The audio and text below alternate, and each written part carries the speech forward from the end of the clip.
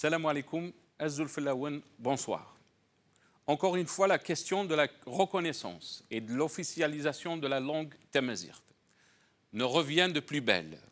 Tamazight est la langue du peuple, de l'État et de la nation algérienne. Ceux qui visent à la soustraire ou à l'éliminer du champ identitaire de notre pays doivent comprendre que leur geste équivaut à l'extermination d'une grande partie de notre peuple. L'actualité s'invite alors dans un débat récurrent, celui de l'identité algérienne. Le pouvoir n'a pas pu, pas su ou tout simplement pas voulu aborder cette question de façon honnête. Le pouvoir se porte-t-il bien et se porte mieux à exclure la diversité dans son ensemble et à imposer une stratégie politique basée sur une seule langue, l'arabe, et un seul décideur, lui-même?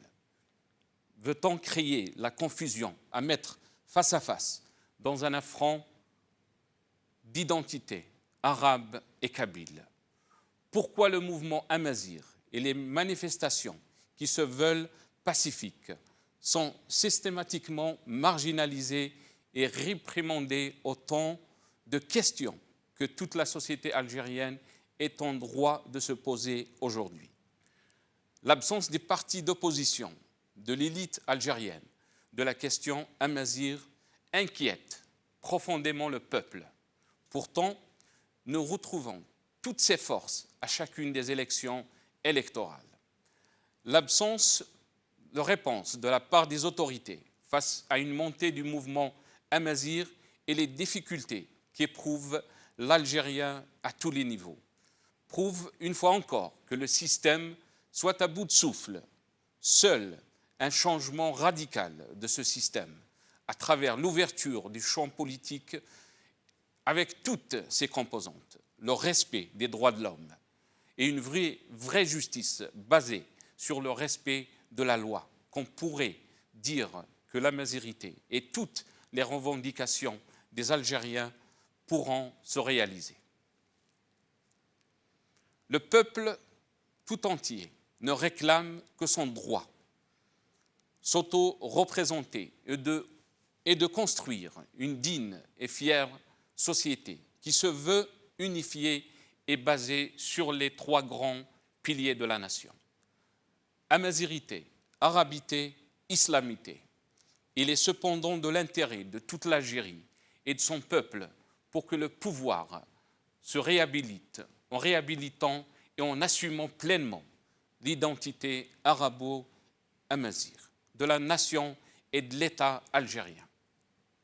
C'est dans cette optique aussi que notre riche patrimoine culturel en général et nos diverses identités en particulier seront préservées.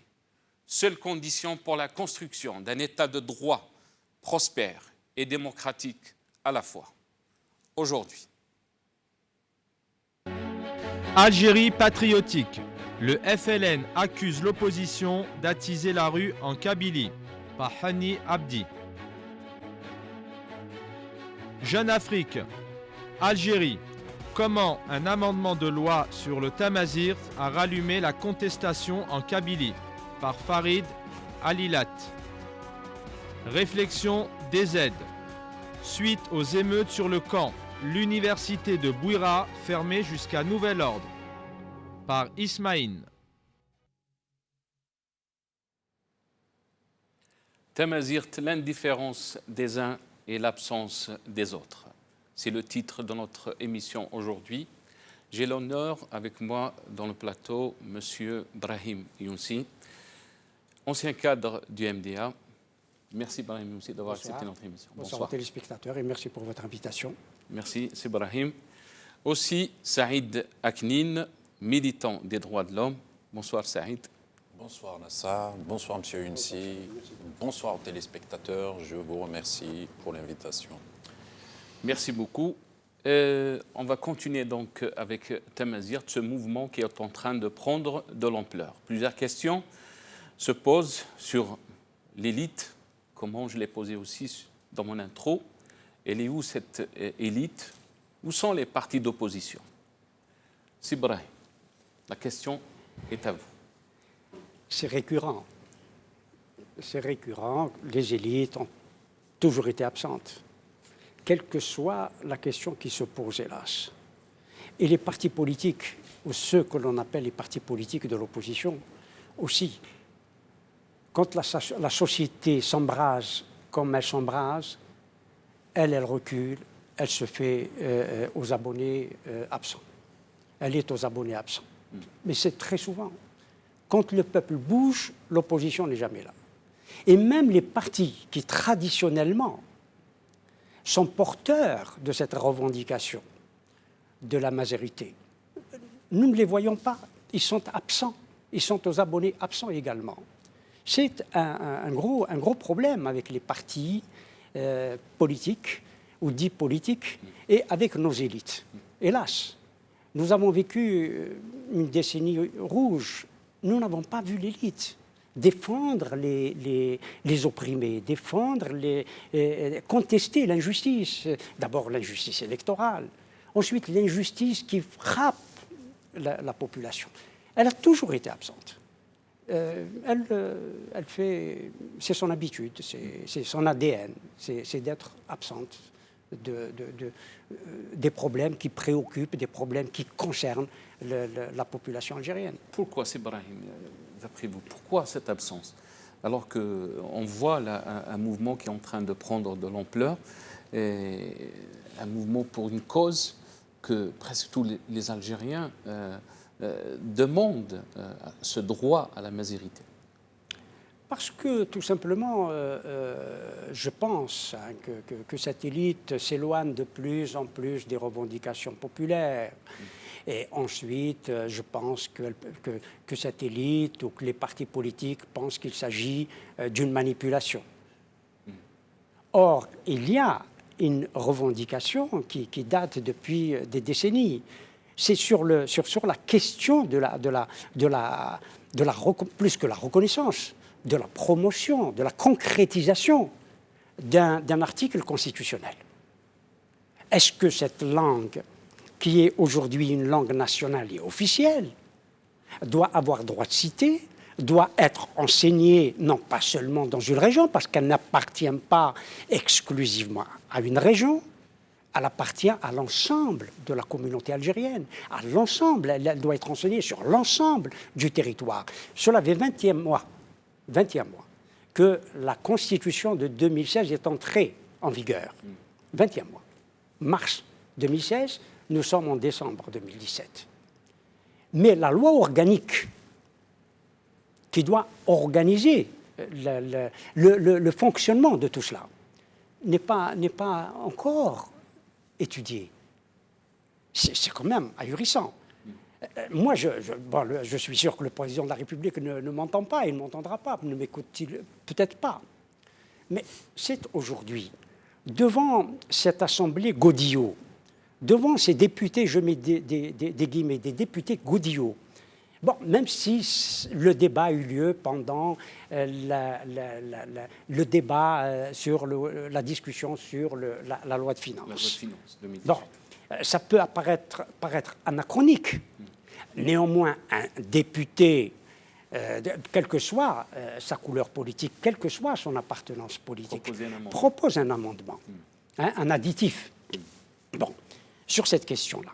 Bon, on a refusé que la langue amazigh, qui est nationale et officielle, soit enseignée, généralisée sur l'ensemble du territoire. Bon, les députés auraient pu dire que ce n'est pas le moment parce qu'on discute d'une loi de finances, mais voter de cette manière-là contre un amendement qui concrétise un article constitutionnel.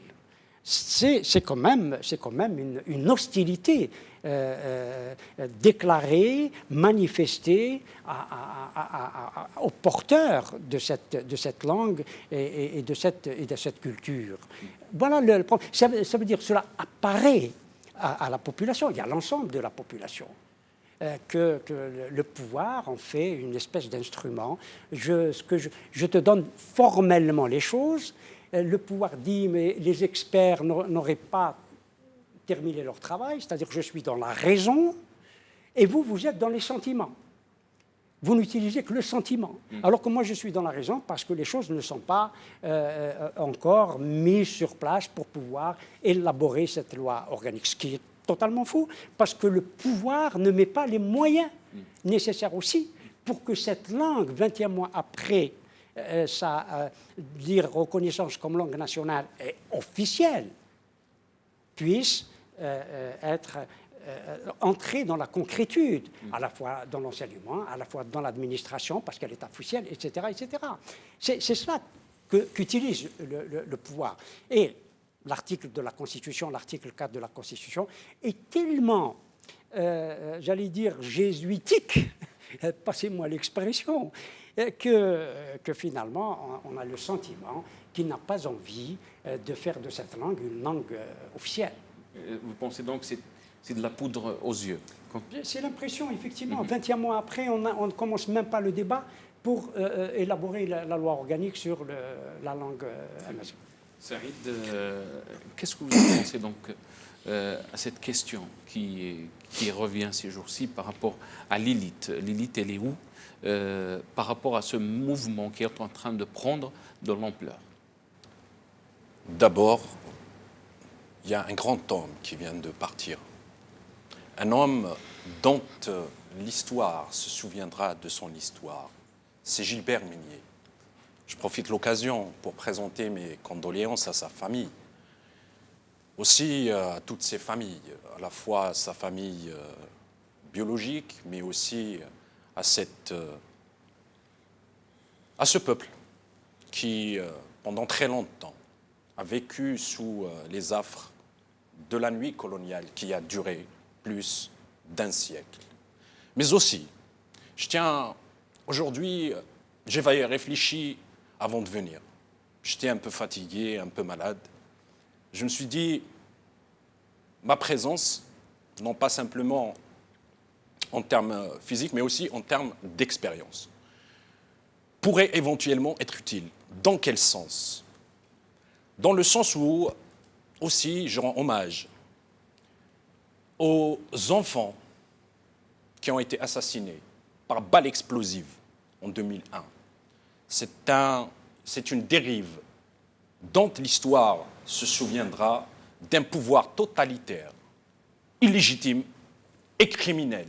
Le pouvoir algérien est criminel. Je rends hommage aussi à Mouloud Mamri, le père fondateur, notre référent, notre repère en matière de cette... Ça va bientôt être le centenaire de sa naissance. Naquit le 28 décembre, Mouloud Mamri nous a laissé, il a exhumé pour embellir, il a déterré pour rendre vivant. Donc, à nous d'être les instruments d'une vie éternelle de ceux qui nous ont offert tant. Je ne fais pas le procès de l'opposition, je ne fais pas le procès d'aucune structure, mais aussi, l'élite aujourd'hui, ce n'est pas de cumuler des diplômes, ce n'est pas de venir et de rouler la langue de Molière ou celle de Shakespeare, ou même de la mienne, celle que j'ai tétée au sein de ma mère. Tamazight, Oulichour, Imiqour, Oulansid Kanyadour. Mais c'est d'être aux côtés des uns et des autres dans ces moments. Aujourd'hui, l'élite, c'est ces jeunes auxquels je rends hommage, qui sont dans la rue. C'est ces syndicalistes des structures autonomes qui luttent.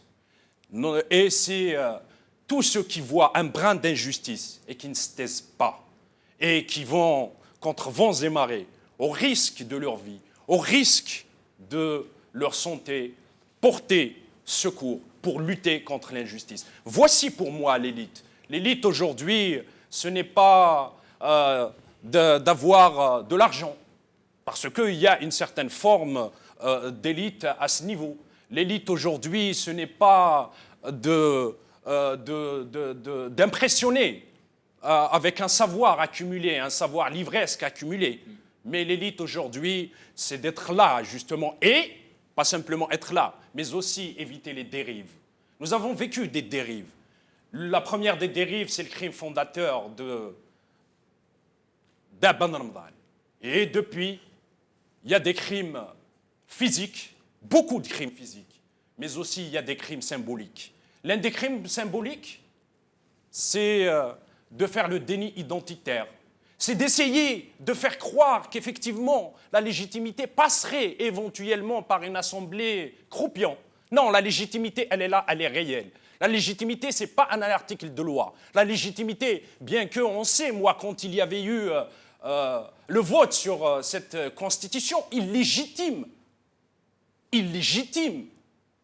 Une légitimité ne peut pas légitimer la légitimité. C'est ça le problème fondamental aujourd'hui. Cette assemblée, on nous fait croire que, effectivement, les choses peuvent changer à travers...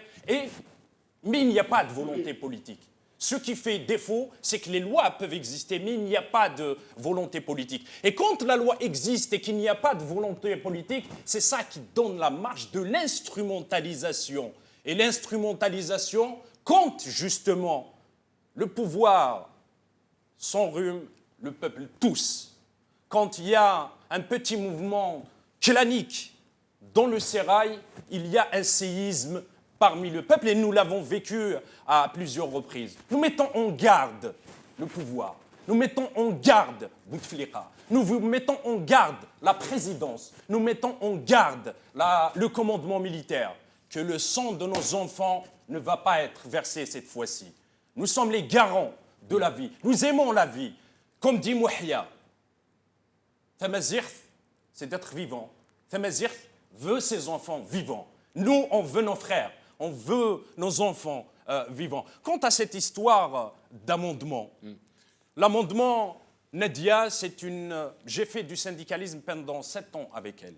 Elle est honnête et sincère. Mais la question fondamentale qui se pose, que fait un parti lambertiste dans une assemblée croupion? Voici la question fondamentale. La deuxième question qui se pose, est-ce que dans l'état anormal actuellement, on sait que tout se passe dans l'informel? Il n'y a ni institution, ni absolument rien. Tout se passe dans l'informel. Est-ce qu'au jour d'aujourd'hui, il n'est pas temps de construire un rapport de force, non pas en faisant le procès des uns et des autres? Et j'ai même été surpris qu'un parti ait voté cette loi. Et aujourd'hui, il dit Tamazigh, elle est légitime parce que les gens la parlent, parce que les gens la vivent, parce que les gens la véhiculent. Alors autant ne pas... pourquoi accorder autant d'importance? C'est une forme de contagion de l'illégitimité et de la schizophrénie du pouvoir. Là, à ce niveau-là, moi, je ne pourrais m'adresser qu'à ces forces vives de la société, à cette jeunesse aujourd'hui qui est dans la rue et qui se bat. Mais aussi cette jeunesse, elle doit faire attention pour ne pas rentrer dans un certain nombre de manipulations et de caporalisation. Je reviens avec ce dernier mot, Sibrahim. Quand Saïd parle de manipulation, instrumentalisation, qui est le gagnant dans tout ça? En dernière analyse, ça sera le pouvoir, ceux qui instrumentalisent, et cela a été toujours le cas, et nous l'avons vu pendant la décennie 90. Le pouvoir instrumentalisait la violence, et la violence n'a servi, en fin de compte, que le pouvoir. C'est là où la population, où le peuple algérien, malheureusement, les partis politiques ne jouent pas le rôle de conscientisation, je parle des partis politiques, de l'opposition, ne jouent pas le rôle de conscientisation du peuple, d'être proche de la société. Sur ces questions-là, pour qu'il n'y ait pas des amalgames, on a entendu, on a vu des amalgames, c'est-à-dire exprimer des haines à l'égard de l'autre, hein, qui incarnerait l'islam ou l'arabité, etc. Le problème, ce n'est pas l'islam ou l'arabité. Le problème, c'est de donner à la majorité sa place et toute sa place. Et c'est là-dessus qu'il faut se battre. À gagner quand on crée une certaine confusion, vous avez parlé de cette confusion, mettre face à face dans un affront les identités arabes et amazighes. Oui, il a toujours joué ces contradictions. Il a toujours joué ces contradictions. Par exemple, moi j'étais journaliste à Radio Alger, je crois que je l'ai dit chez vous. J'ai fait une tournée pour la Charte à l'époque, en 1976. Je me suis retrouvé à Batna. Et les gens de Batna m'ont interpellé. D'ailleurs, ils étaient très fâchés. Ils voulaient même brûler la voiture de la radio-télévision parce que les Kabyles, comme ils disaient, avaient une chaîne de radio qui était la chaîne 2. Et les Chaouis n'en avaient pas. Pourquoi est-ce que vous offrez une chaîne qui s'exprime en kabyle et pas une chaîne qui s'exprimerait en chaoui? Bon, c'est-à-dire qu'il y avait déjà cette instrumentalisation-là à ce moment-là, mais bien avant. Le pouvoir a toujours instrumentalisé la question des langues, instrumentalisé la question de l'islam, la question de la nation, la patrie, tout ce que vous voudrez. Il a instrumentalisé à chaque fois ces choses-là. C'est ça le problème aujourd'hui aussi de l'opposition qui ne prend pas garde que c'est des thèmes sensibles, que c'est des sujets sensibles et qu'elle doit s'engager. Elle doit s'engager. Et c'est là où les élites, moi je suis d'accord avec toi, parce qu'en 1954, nous avons eu le même problème. Les élites à ce moment-là, c'était ceux qui avaient déclenché le mouvement insurrectionnel, qui n'avaient aucun diplôme, peut-être à l'exception d'un ou deux. Hein?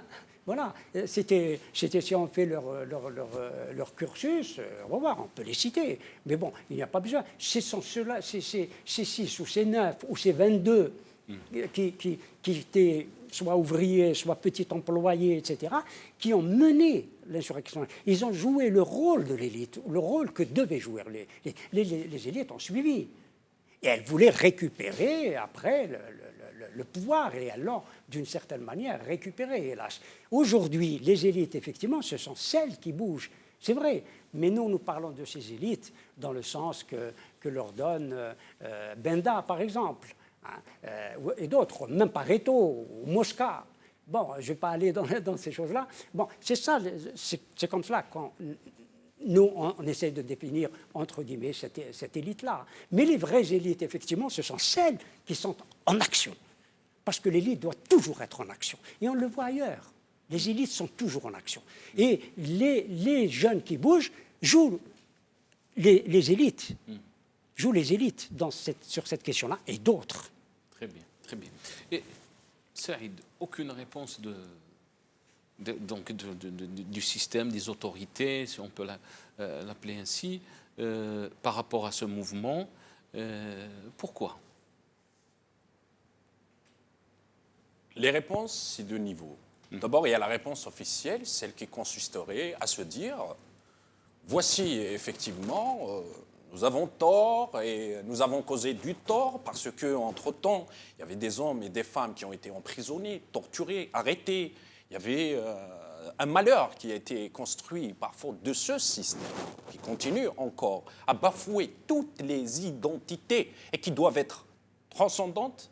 Et la diversité, le système a fait en sorte de faire de la diversité la division, de la différence faire la désunion. Voici ce dont ils excellent avec leurs ingénieurs en ingénierie sociale, ceux qui leur font les petites fiches et qui leur disent voici ce qui arrive. Nous avons vécu un certain nombre d'événements. Moi, je parle du factuel. 2001, on sait ce qui s'était passé.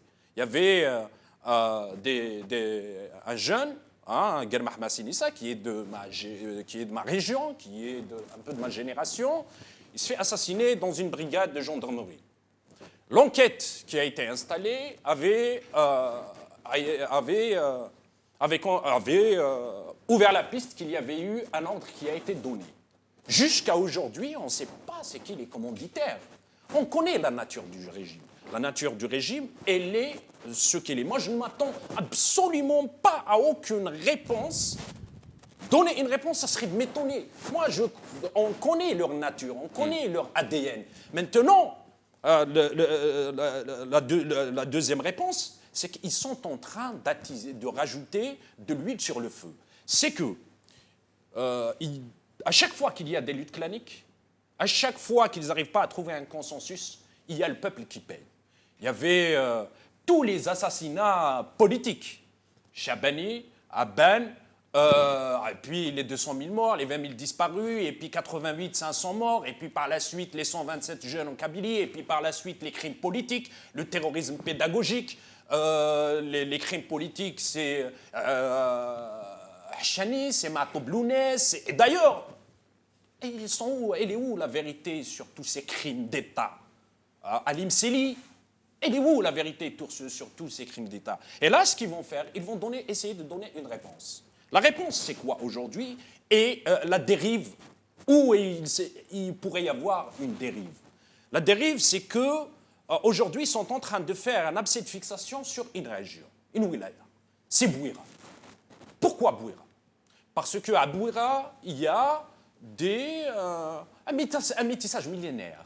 Il y a une population amazighophone, il y a une autre arabophone, ou du moins dans l'instrument du langage. On ne va pas y aller chercher la racine, qui vient de Saqi el-Hamra, qui vient des îles Canaries, qui vient je ne sais pas où, on ne va pas non plus... mais c'est une autre question. Qu'est-ce qu'ils vont faire? Ils vont instrumentaliser leurs agents. Voici leur réponse. Instrumentaliser leurs agents pour transformer justement une revendication légitime en un affrontement entre le peuple.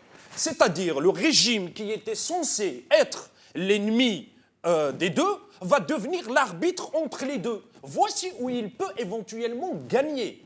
Ça, c'est le premier élément. Le deuxième élément, qui parle aujourd'hui de la loi de finances? Personne ne parle aujourd'hui de la loi de finances.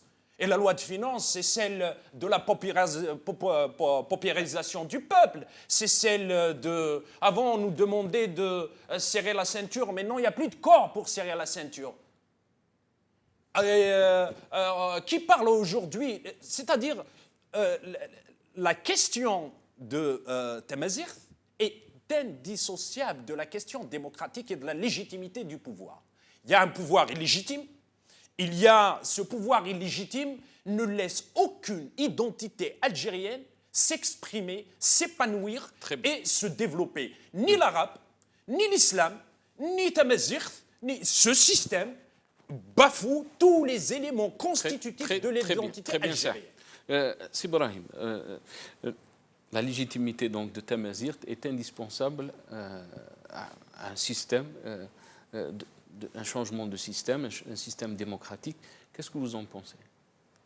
Oui, la reconnaissance, disons,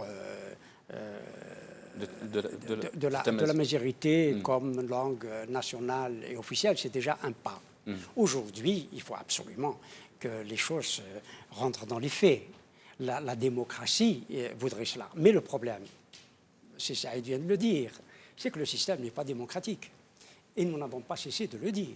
Si le système était démocratique, par cet article 4 de la Constitution, concernant la majorité ou la langue, comme il dit, la langue amazigh,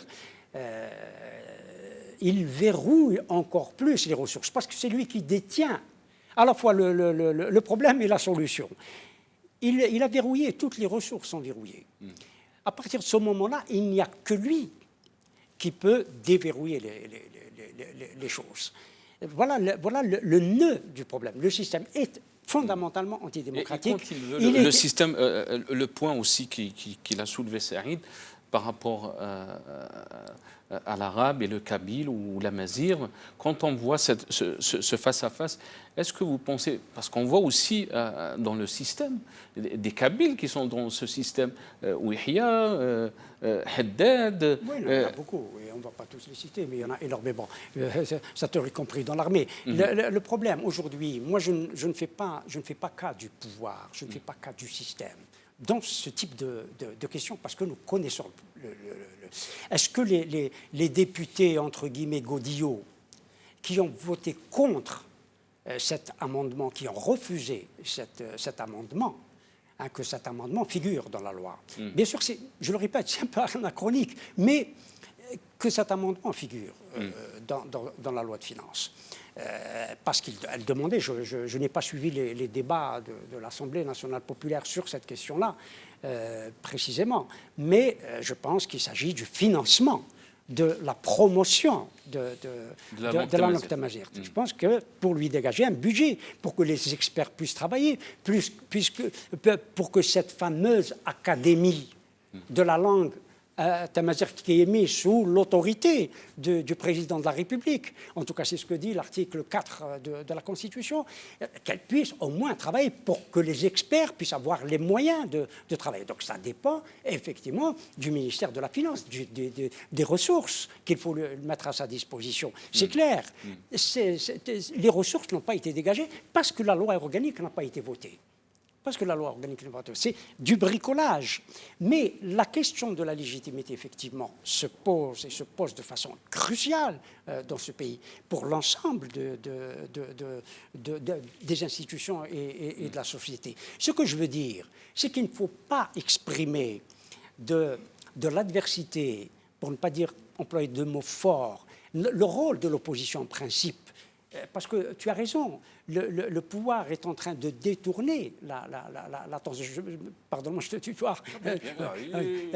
Sans protocole avec moi. Je suis le pauvre, le fils du pauvre.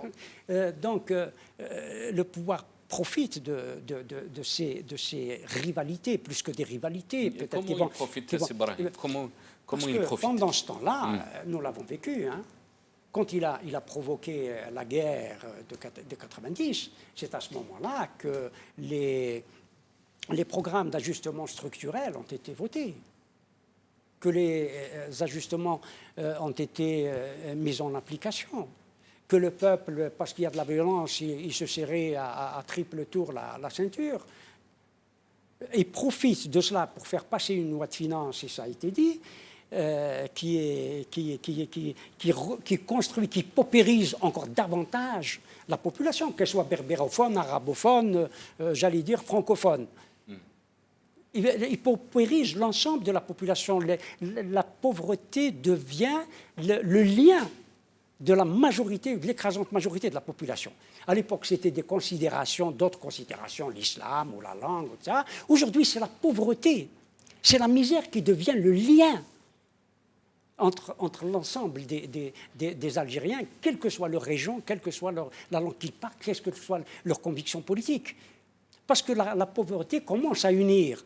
On se bat pour la reconnaissance ou pour l'application de l'article 4 de la Constitution, à savoir que la langue tamazight est officielle, mais cela, pardonnez-moi, je suis aussi kabyle, ça ne mange pas de pain quelque part.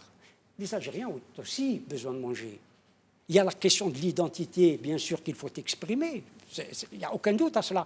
Mais les gens, d'abord, il faut qu'ils aient quelque chose à donner à leurs enfants quand ils rentrent à midi. Les soucis des Algériens sont les mêmes. Absolument. Quand on va dans les hôpitaux, l'éducation, le niveau de vie. Je ne crois pas qu'il y ait de meilleurs hôpitaux à Alger qu'à Tizi Ouzou. Je ne crois pas qu'il y ait de meilleurs hôpitaux à Oran, même s'il y a un bel hôpital qui a été construit il y a quelques années. Mais je ne crois pas que les Oranais sont mieux soignés que les citoyens, que nos compatriotes de Ain Hammam. Je ne crois pas que les Bonois, les gens de Annaba sont mieux soignés. Et quand il dit Saïd Sibrahim, unissons-nous, créons un rapport de force. Comment on peut créer ce rapport de force? On sait très bien que ces problèmes touchent tous les Algériens. Vous venez de citer quelques problèmes, ça touche tous les Algériens. Le problème du rapport de force, à mon avis, bon, les partis politiques doivent jouer un rôle, la société civile doit jouer un rôle, et le rapport de force, c'est de ne pas opposer. De ne pas opposer, parce que j'ai entendu cela, de ne pas opposer la majorité à l'islam, de ne pas opposer la majorité à l'arabité. C'est ça qui... La majorité existe, elle est là, elle est chez elle, l'identité est là, elle est chez elle, sur l'ensemble du territoire national et pas seulement dans une région. Et il faut qu'elle s'affirme, qu'elle s'exprime, qu'elle ait le droit de s'exprimer. Et c'est ça que les partis politiques qui se disent démocratiques, quels qu'ils soient, quels qu'ils soient, puisqu'ils sont pour la démocratie, ces expressions linguistiques et culturelles doivent exister. Je vais pas si j'ose dire, pardonnez-moi, bon, pour la première fois je le fais, Dieu a brouillé les langues des humains, des hommes, hein, à travers la tour de Babel. Hein, bon, dire la multiplicité, la pluralité des langues, j'allais dire, Dieu l'a voulu. Bon, on ne peut pas rejeter une langue, que ce soit la langue arabe ou la langue tamazigh, les langues de chez nous. Qu'on le veuille ou non, la langue arabe est en Algérie depuis... 13 ou 14 siècles, tamazigh depuis 3000 ans. Bon, il faut absolument que le problème linguistique doit être discuté, j'allais dire négocié, discuté entre les citoyens. Parce qu'ils se reconnaissent et doivent se reconnaître. Et l'exemple de Bouira, on peut le multiplier par 40. Et je suis faible. À Kharrata, par exemple, on a des gens qui parlent, des compatriotes qui parlent le kabyle, d'autres qui parlent l'arabe. À Bougaa, il y a des gens, un côté qui parlent le kabyle, ils sont mélangés, ils ont des alliances. Et c'est ça aussi la vie de l'Algérie. À Oran, nous avons de tous ces ouaouas qu'on appelle les ouaouas, etc. Et ailleurs, il y a tous ces mélanges qui continuent aussi à se revendiquer comme amazigh et comme berbère. La majorité est sur l'ensemble du territoire, entre guillemets, l'arabité ou l'arabo-berbère ou le berbéro-arabe, il s'exprime aussi sur l'ensemble du territoire. Et c'est ça aussi la question démocratique. Ce n'est pas le repli sur soi. Nous disons, bon, sur la question de l'islam ou de l'enregistrement, de l'identité, etc., y compris ici, dans le pays où nous sommes, qu'il ne faut pas qu'il y ait un repli, justement, identitaire. Le monde s'ouvre, il faut absolument que les Algériens, leurs esprits aussi s'ouvrent, et ce sont les esprits de ceux qu'on a vu lever la main pour refuser cet amendement qui doivent ouvrir un peu leur esprit, parce qu'ils sont en train, leur attitude est inflammable, et on le voit, parce que là, ils mettent du kérosène. Hein. Nous, notre rôle, je le pense en tout cas, c'est de concilier non pas le pouvoir avec la population. Là, moi, je ne suis pas du tout conciliateur, mais concilier les identités qui s'expriment, des identités qui coexistent et qui ne se superposent pas les unes aux autres. Très, très bien. Saïd, ce point-là, c'est très, très important. Il revient souvent. Concilier donc ces identités qui reviennent, la mazérité, l'arabe, et des fois on parle même de l'islam, on remet en cause l'islamité de l'Algérien. Le souci qu'il y a, c'est qu'à un certain moment, ce n'est pas tant la société qui parfois peut être sujet à des manipulations. Et c'est des manipulations à grande échelle. Elles sont très insidieuses, elles sont très élaborées, elles ont été étudiées sur le plan émotionnel, sur le plan pulsionnel, sur le plan de l'ego, sur le plan de la fierté, sur tous les plans qui peuvent justement avoir une certaine forme de mobilisation des émotions dans, non pas la construction, mais dans l'autodestruction. C'est le système qui a fait en sorte d'opposer l'islam à une autre identité. C'est le système qui a fait en sorte d'opposer l'arabe à tamazigh. C'est le système qui a fait en sorte de bloquer, justement, de créer ce déni historique, ce déni identitaire, qui est celui de refuser un citoyen algérien comme moi, qui a été tamazigh au sein de ma mère, me refusant de la parler. Et quand je la parle, je suis emprisonné. Là, à ce niveau-là, effectivement, il y a aussi les instruments de manipulation, les instruments de vulgarisation. Les instruments de vulgarisation, parce que là aussi, il ne faut pas qu'on se trompe. Demain, on va lire des plumes d'intellectuels, entre guillemets, organiques. Demain, on va entendre des politicards de la 25e heure. Demain, on va entendre les agents de la police politique habillés en smalto et qui ont un esprit militaire pour encore une fois attiser les haines, pour encore une fois essayer d'opposer des questions qui sont légitimes en soi, qui vont essayer de créer aussi une certaine forme d'hiérarchisation des causes. Là, à ce niveau, le rôle de la société, c'est la transcendance. La transcendance dans quel sens? C'est qu'aujourd'hui, il y a des réalités sociales, c'est des réalités historiques. Ces réalités sociales, elles sont vécues, elles doivent être valorisées. Ces réalités sociales, effectivement, il y a deux dénominateurs communs. Il y a le dénominateur commun de la question sociale. Aujourd'hui, il y a un pouvoir mafieux et le peuple qui se paupérise de plus en plus. Le deuxième dénominateur commun, c'est qu'il y a une tyrannie et il y a un peuple qui subit. Voici les deux dénominateurs communs. Et autour de ces deux dénominateurs communs, on doit construire quelque chose. Mais construire quoi? Dans quel sens? C'est construire une démocratie. Et là, mon espoir, c'est la jeunesse. Pourquoi la jeunesse? Parce que c'est la locomotive de l'histoire. Pourquoi la jeunesse? Parce qu'aujourd'hui, la jeunesse, elle est mûre. Elle a appris des expériences. Elle est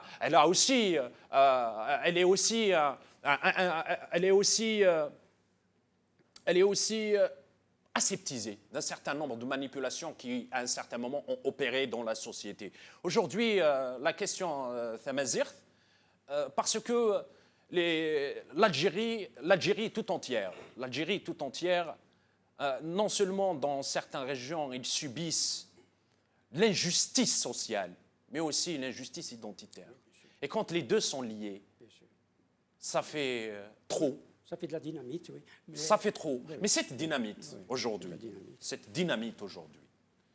qui est responsable? C'est le système. Le système, c'est simple. C'est la présidence, le commandement militaire et les cercles de la mafia. Voici la deuxième des choses. Si aujourd'hui, cette Assemblée nationale, elle ne sert à rien, que font les partis dans cette Assemblée? Ils n'ont qu'à démissionner. Démissionner, rendez vos mandats, faites comme Maître Bouchechi, un homme d'honneur. Non pas simplement pour cette question, mais pour toutes les questions. Pour la question de la loi de finances qui a été votée, on sait comment elle a été votée. Pour toutes les lois antisociales, anti-peuple algérien qui ont été votées. Pour ce refus, justement, du bureau de l'Assemblée. Parce que cet amendement, il a atterri dans le bureau de l'Assemblée pour, justement, l'inscrire à l'ordre du jour. Et c'est dans la réponse que le problème se pose. Et la réponse, c'est quoi? C'est-à-dire à une question juridique, on a donné une réponse politique. La réponse politique, c'est quoi? La réponse, c'est en disant, il y a le haut comité à la majorité, cette question, elle est prise en charge et vous n'avez pas besoin de financement. Alors que, à la lumière de l'article 4, que moi je ne reconnais pas, parce que moi je ne reconnais pas cette constitution, la seule constitution que je vais reconnaître en tant que citoyen algérien, que la jeunesse algérienne va reconnaître, c'est celle où elle va participer. Elle s'appelle comment? Elle va être issue d'où? L'Assemblée constituante. Aujourd'hui, justement, le problème, ce n'est pas l'article 4 et sa vulgarisation. Parfois, on a de beaux textes. Mais à partir du moment qu'ils sont illégitimes, ils ont été faits au cinéma majestique. Après le cinéma majestique, je ne sais pas aujourd'hui quel cinéma qu'ils vont faire un autre cinéma, ainsi de suite. C'est le problème de la légitimité de cette constitution. Cette constitution, elle est illégitime et tous ces articles sont illégitimes. Et l'officialité de Tamazight, ce n'est pas Bouteflika, Nzar, Medien ou Yahya ou Haddad ou je ne sais pas qui va la donner au peuple. C'est une réalité. Tamazight, elle est officielle. Tamazight, il y a ses enfants qui travaillent. Quand j'ai lu la lettre de Mouloud Louna aussi, je suis fier. Aujourd'hui, quand j'ai lu la lettre de Brahim Tazarat, je suis fier. Quand j'ai lu la lettre des enseignants de Tamazight de Tizi Ouzou, les enseignants de Tamazight de Béjaïa, les enseignants de Tamazight de Bouira, quand j'ai lu plusieurs contributions d'hommes et de femmes, d'experts de cette langue, je me dis aujourd'hui, cette langue, elle est vivante, elle sera éternelle. Très bien. Sibrahim, est-ce que vous pensez que ce mouvement, qui est identitaire, mais on voit aussi des difficultés sociales, qui touche tous les Algériens. Est-ce que vous pensez que ce mouvement prendra encore de l'ampleur? Il touchera d'autres régions? Je ne vais pas jouer les Cassandres. J'espère. En termes d'espoir, j'espère que d'autres régions vont relayer le mouvement, parce que ça les concerne. Ça les concerne. Cette question linguistique, au-delà de la question sociale, les concerne aussi. Quelle que soit l'illégitimité des choses. Nous parlons des textes qu'eux ont élaborés, eux ont fait voter. Est-ce que ce mouvement peut se transformer aussi en mouvement social? Oui. En mouvement social. C'est là où le rôle bon, moi, j'aime pas parler de société civile parce qu'elle a toujours été périphérique pour moi. Mais c'est le rôle aussi des syndicats autonomes, qui doivent prendre en charge aussi cette question sociale. C'est Saïd l'a dit tout à l'heure, l'explosif, il est où? Il est quand la question sociale rencontre la question identitaire. Pardonnez, parce que le concept existe depuis longtemps, et bon, il a été élaboré par certains. Nous avons toujours appelé ce mouvement, même quand il s'exprimait à travers l'islamisme. Il faut dire les choses telles qu'elles sont, parce que c'est également une question identitaire. Mais ce mouvement, y compris quand il s'exprimait à travers l'islamisme, ça a toujours été un mouvement socio-identitaire.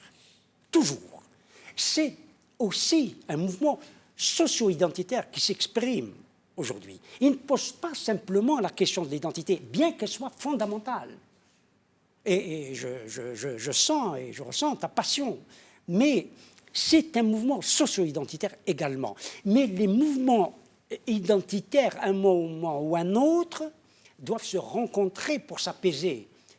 Parce que nous ne pouvons pas nous battre sur les questions. Moi, je me définis d'abord, quand je dis d'abord, ce n'est pas une question d'hiérarchie, comme musulman. Je suis arabophone. Mais je suis dans mes racines, dans mon ADN. Je suis amazigh. J'ai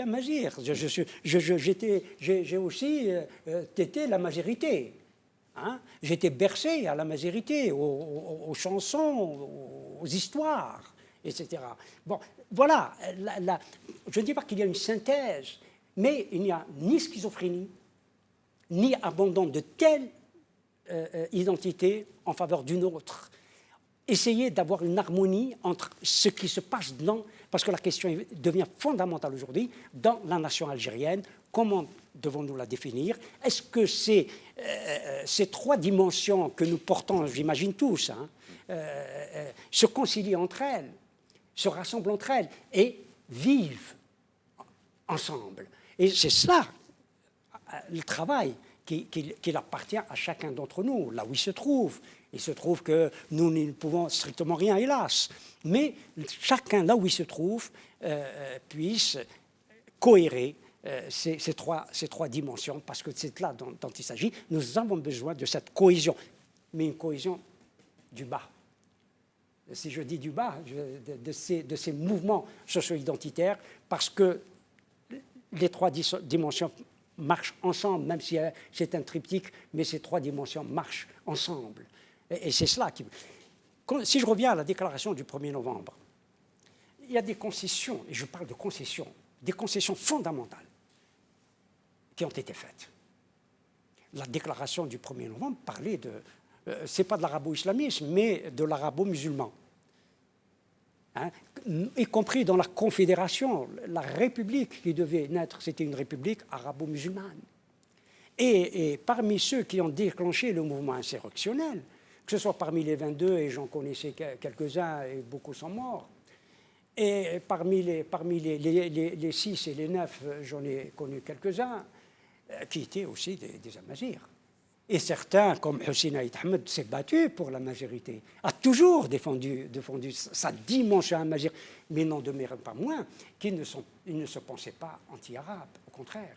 Ils ne se pensaient pas anti-musulmans, et ça je l'ai vécu. Ils ne se pensaient pas du tout. Ils n'étaient pas dans l'adversité, dans le contre. Il était dans le côté positif, à savoir qu'il y a une dimension algérienne qui me manque. Voilà. Et il faut défendre ça. Il y a une dimension algérienne qui doit exister, qui ne doit pas être amputée. L'Algérie est un corps qui a été amputé depuis effectivement son indépendance. C'est clair, parce que c'est là où les choses devaient être affirmées. Et je ne crois pas au discours que certains nous ont fait ou nous font encore pour dire « oui, mais c'était la langue arabe qui était opprimée par le colonialisme ». Oui, mais la majorité non, aussi. La majorité aussi. Et ces dimensions-là devaient évoluer ensemble. C'est bon, il ne nous reste pas beaucoup de temps. Saïd, est-ce que tu penses que ce mouvement peut devenir donc un mouvement socio-identitaire? On vit dans une Algérie où tous les Algériens souffrent. Certes que la mazirité, elle a une place qui est très importante dans la société algérienne. Elle doit avoir sa place, mais aussi les Algériens souffrent de beaucoup de problèmes. Comme l'a dit Sibrahim. En effet, ceux qui ont tourné le dos, et je le dis avec une passion lucide, ceux qui ont tourné le dos au congrès de la Soumam, dans justement cette définition de l'algérianité, dans la primauté du civil sur le militaire. C'est là, à ce niveau-là, que ça se passe. C'est là que c'est parti. Et toutes les manipulations sont venues après, allant jusqu'à se retrouver dans une histoire de conflit des ignorances, pour paraphraser le feu Mohamed Harkoun. Parce que pour moi, il y a un certain nombre de concepts galvaudés, qu'on utilise d'une façon un peu péjorative, dont le concept islamiste.